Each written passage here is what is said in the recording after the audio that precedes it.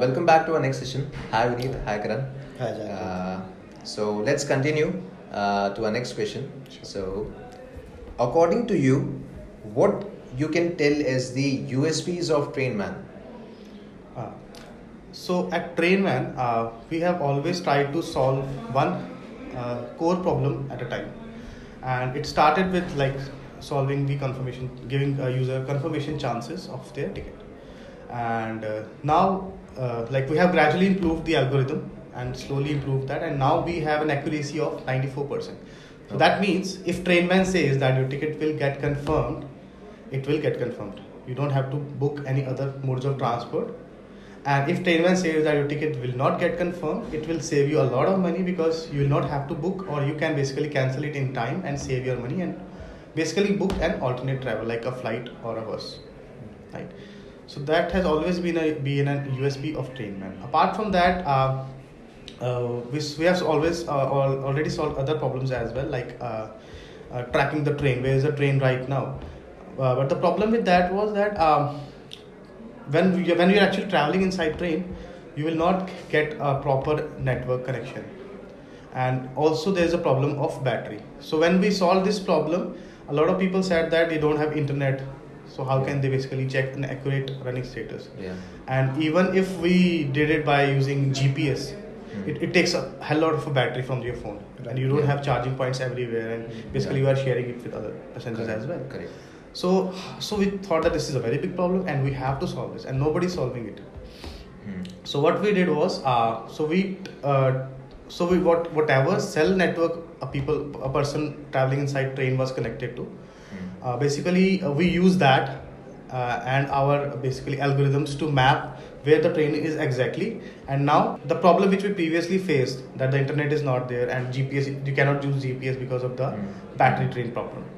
Now you are not even draining a lot of battery, you are not using internet, and at the same time you are predicting the exact location of a train on the route with just using the cell towers that you are connecting on the way. Okay. So means in layman language, even if there's no internet in my mobile, I can use the application and I'll get a track of which station is coming next. Yeah, right. And it will be highly accurate, and you will not be even using your GPS. Okay. And what's the exact? You said about the 94% accuracy about the seat availability and all.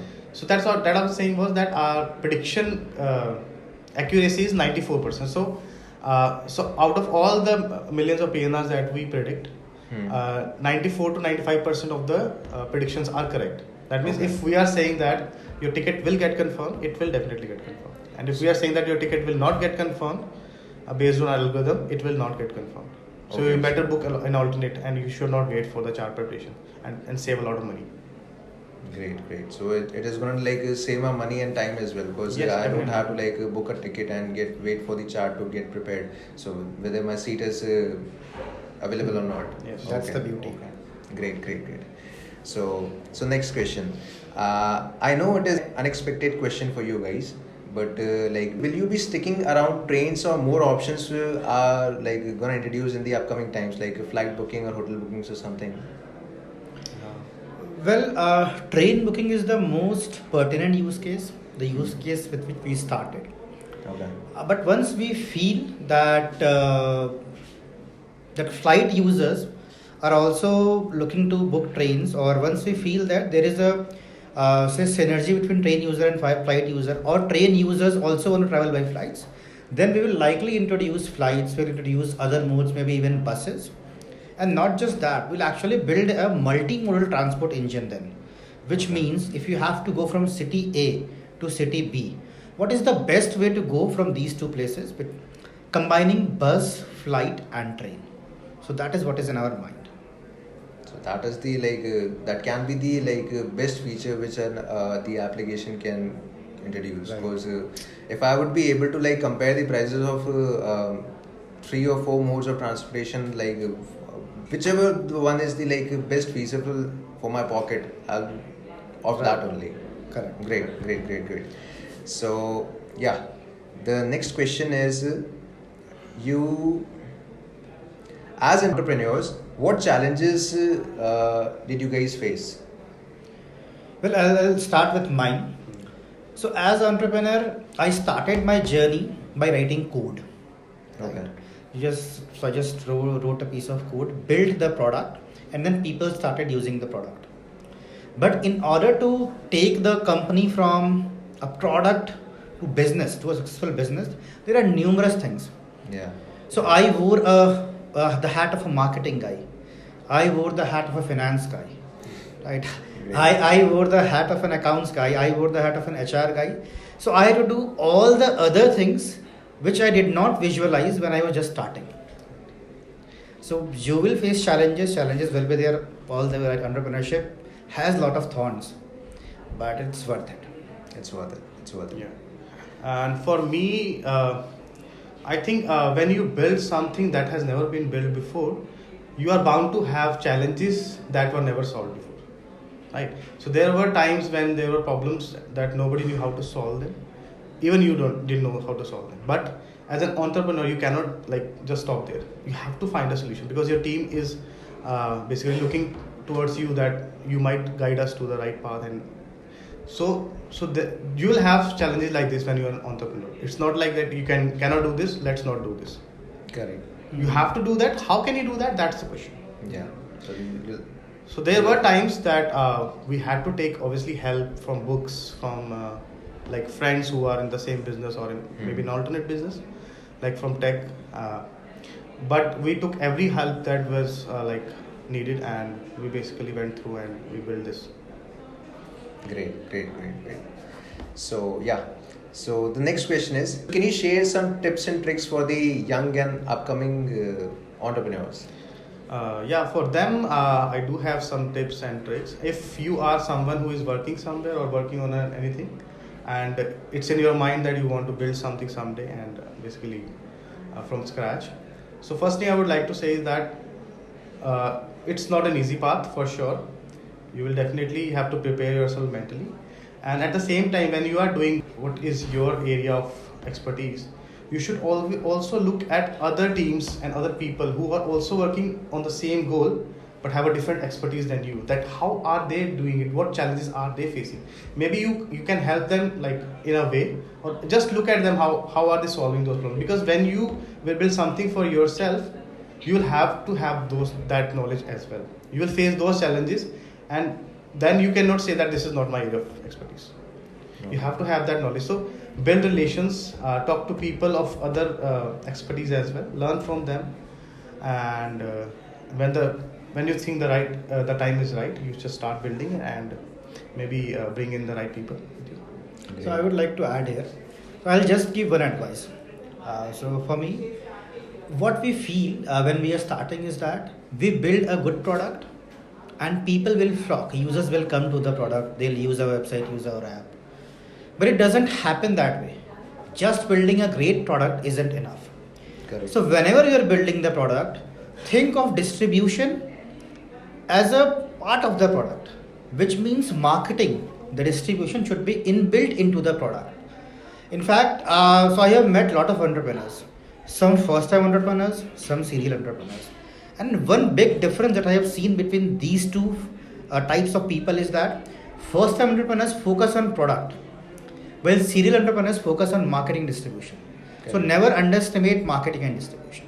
Right. Great. That's a great advice. So the last question for both of you is can you tell your success and failure mantras and how do you guys deal with them? Well, for me, so I faced a lot of challenges in the entire entrepreneurial journey, right from building product to hiring, building a great team, motivating people, raising money. There are a lot of things, right? And one thing which has helped me at all times is reading. So by reading, you can actually experience first-hand challenges and solutions of people who have been there before. Right. So for example, entrepreneurs who have faced exactly same challenges as me, say in hiring, right? So they, in their book, probably they would have written the issues faced by them and then how did they deal with it. Same goes with say culture. So currently I am reading a book whose author is Reed Hastings, Netflix co-founder, and he told that how does he maintain the culture at Netflix? So Netflix has boasts of the best culture. It's the best place to work for in the entire Silicon Valley, right? So by reading these books, we can implement some of them in our company so that our mission is accomplished faster. Great, great. So I will again re-emphasize on this point that you have to read a lot. So whatever you need to know, like whatever expertise you need to acquire, you have to read a lot. And I will again emphasize on this point because there is a famous saying that you should not reinvent the wheel, right? If people have experienced challenges, you should know beforehand. You don't have to experience them for knowing them, right? So read a lot for sure. And for other than that, I have to add in this is when you build something from scratch, the idea in your mind should be that you have to build small. Like you should build from feature to feature. You should build for 100, 200, 1,000 users. But at the same time, you should keep in mind that how can you scale this if in case it basically bursts out. You should know that as well. You should not build something that like something for 100 users or 500 users, and once the user crosses that limit, you have to rebuild again everything. Correct. You just don't have to build it for 1 lakh users at one go, but build it for small number of users, but you have to think about the scale as well. Okay, how can you scale it later on? Because once you are writing the foundations, you have to know these questions. You have to know the answer of these questions. Right. Great. So last but not the least, so like COVID has been a very tough challenge for each and every one of us over here. But what were challenges did you guys face, and like how did you guys come up with the time period? Well, one good thing with us is that we are a bootstrapped and profitable company, which means we have cash reserves and we are not dependent on investors for our money. So during COVID, the cash reserve, the cash buffers actually helped us to survive through the entire phase. And we didn't have to run to investors, so that was a good thing during the COVID period, which helped us. Secondly, we focused on reducing the costs. So at that time, the first thing that we did as soon as the COVID started was to look at our books and strike out all the points, all the action items which is no longer needed, or at least which can be striked off for at least next 3 months. Okay. Right. So that helped us reduce our costs by 50%. Great. Right. And reducing cost is in fact the most important thing, given our revenue is almost zero. So having cash reserves and reducing the cost to a minimal actually helped us survive the entire COVID phase. Yeah. Great. And here we are. So it was a hard time for sure, but I think a little sacrifice and we were able to retain every employee with us, and also basically kept them motivated even though the bookings were zero, the trainer were not working. So we had them, and so it was a tough time, but I think the tough times basically defines you. And if we have survived that, and so we are really proud that we survived, honestly, that time, and it has defined us and it has taught us a lot of lessons. That's for sure. And the worst is beyond us. So Yeah. now good times are only ahead. So this is it, and thank you so much, Vineet and Karan, for being a part of this journey. So thank you so much, guys, for watching our video. Please don't forget to like our video, and if you have any kind of questions or queries, please put them in the comments below, and don't forget to subscribe to our YouTube channel Trainman. Thank you.